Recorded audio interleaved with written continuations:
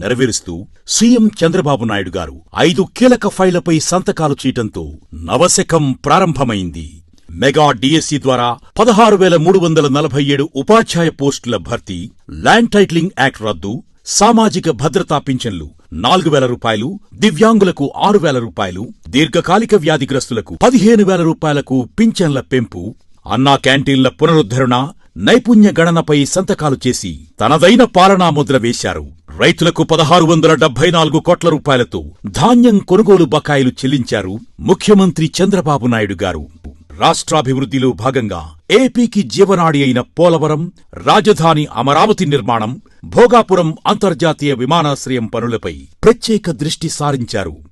ఇటీవల బుడమేరుకు వరదలు వచ్చిన నేపథ్యంలో ముఖ్యమంత్రి గారు 9 రోజుల్లోనే విజయవాడ నగరాన్ని సాధారణ స్థితికి తీసుకురావడంలో అహర్నిశలు కృషి చేశారు. వరద ముంపుకు గురైన వారికి